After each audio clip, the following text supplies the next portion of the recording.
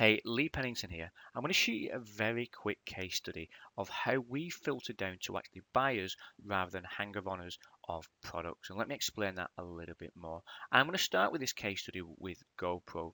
GoPro is very much in the public domain at this present time. It's kind of cool and trendy to have a GoPro camera. Everybody's talking about it.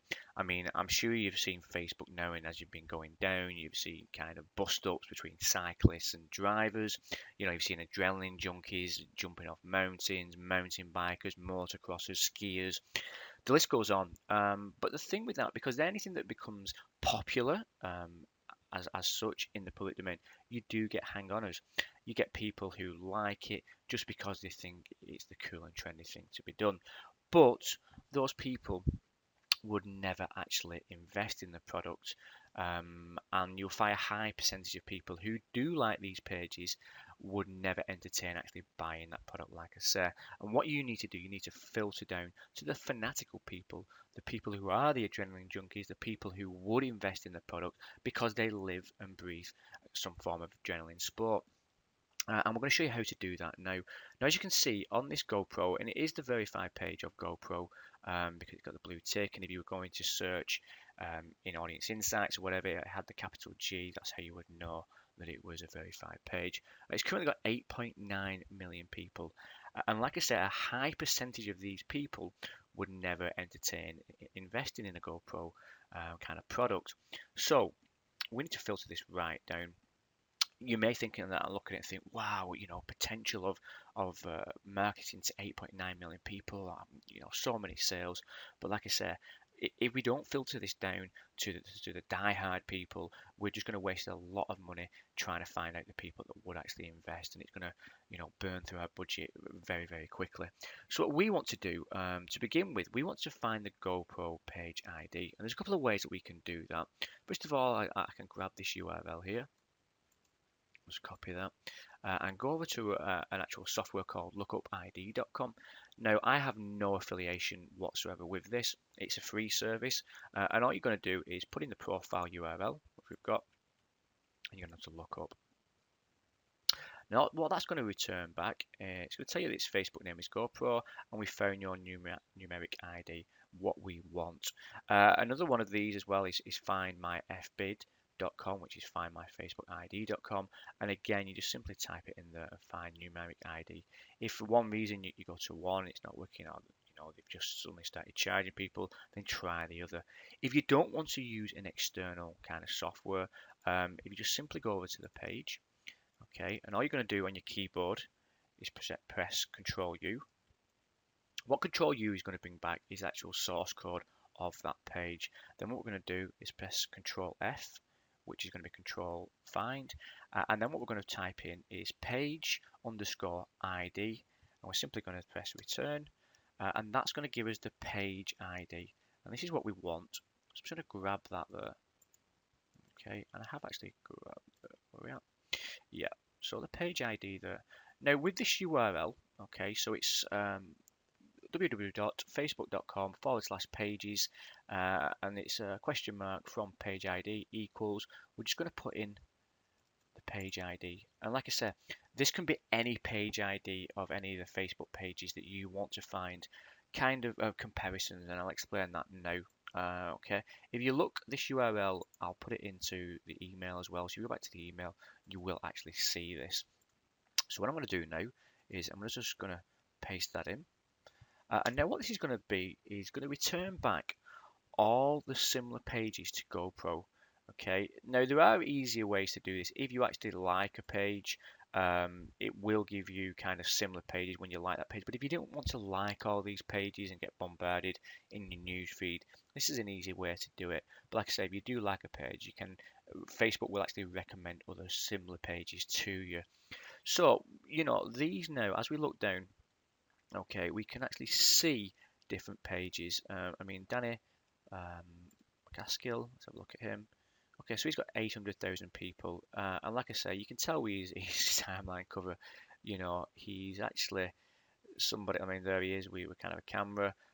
You know, 5,000 plus likes, you know, insane kind of stunts what we're doing here. So yeah, he's somebody who, if people follow him, they're going to be fanatical about that sport. They'll be trying to replicate what he does, you know, and these are the kind of people that we should be targeting. But 800,000 people, let's go back and see someone else. Okay, so Steve P. Again, just off his image, we can see that he's very much into cycling or cross hill, whatever it is, motocross, and 233,000 people like him. And as you see, you know, his videos are getting a hell of a lot of views, a lot of likes, you know, so many. And the people who do follow him will live and breathe this sport. Will be out every weekend, every spare minute. They'll be out doing what this guy is doing. And I knew nothing about Steve P. I don't know him. And also the same goes for Danny as well. Never heard of him. But, you know, I can target these people now in Facebook. And like I said, these are the real die-hard people who, for this product, would invest in it. So let me just go over. There's a few ways that we can actually do this. I can go back over to Facebook. Let me go back to Facebook. Okay. Now, with regards to the ads manager, okay, I can simply set up an ad directly and then target Steve P or Danny, whichever wants to do, or with the tools. And I do like to do this before any kind of, you know, I set up any ads. I do like to do a bit of research, so audience insights. Okay, everybody on Facebook. I'll stick to the US. I won't change the aid. And just for instance, I'll just put in GoPro here. Okay, so as you can see, the capital G, so I know it's the verified page. Um, and that tallies to what the page was showing, so 8 million monthly active people. Again, you know, really difficult to target all those people with the budget that I'm using. So let's go back and find Steve Pete or Danny. We'll just try Steve. Okay, I'll just delete that. Well, one thing I should say, just so we can be on the right page, go to GoPro. So yeah, as you can see by the demographics, we can see that 98% are men, which you would expect, 2% women, and you can look at all the other demographics of what it's going to give you and see if it kind of relates to what Steve Pete is going to show us. So let's go and just delete that. Let's go into Steve Pete. Okay, so we've got a capital S, a verified page, Steve Pete. And there you have, you know, 91% of men, which isn't a million miles away from the GoPro, 9% women, and as you can look, 10 to 15,000 monthly active people. Now, this is a far better audience for me to kind of attack and to get my message across. Now, I'm using GoPro as an example. It doesn't have to be GoPro; it could be anything at all. And you can find pages that have an extremely large brand following, and then filter it down to people who are kind of fanatical about that brand and actually would invest in it. Now, what I can also do with this is I can change my ad copy. So I can change it towards using Steve's name or some kind of whatever his sport is, interested in motocross or want to be like your favorite motocross hero. You know, there's loads of ways that I can do that. Obviously, I don't want to be.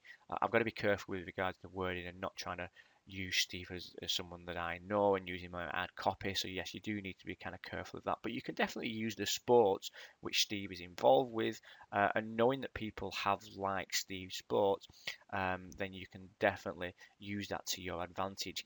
The more information you can get on your customers and what they like and what they're into, the better chance you have conversions because you can speak their language, you can come across to them, and you can put it in your text, and you can also put it in your images. You know, your images play a big part. Um, Rather than be kind of totally random with GoPro and try to get those people who would be interested, let's go for the people who, let's say, the low hanging fruit, or we can know we can actually make conversions. And that is the kind of thing we can do. We can dig a little deeper and go into the page likes and see what they're liking with regards to that. Obviously, Steve P. Obviously, that with the relevance. We can look at location. We can change it up to the UK, US. So there's loads of things we can do. Now, I'd quite happily now set an advertisement up. Um, do I want to do a fan page, my own fan page for GoPro, or similar kind of products, kind of high adrenaline products? The list is endless. But what I'm trying to say is that when you're confident in what you want to promote on Facebook, just spending 10 minutes in, 15, 20 minutes in, looking at the way that you can target people and actually narrowing that target list down to people who are fanatical about it will make a massive difference on your bottom line and help with those conversions rather than going after the big brands, which is in this case GoPro, where you're getting all those hanger oners of a high percentage of people. That's Lee Pennington speaking. Thank you very much for listening.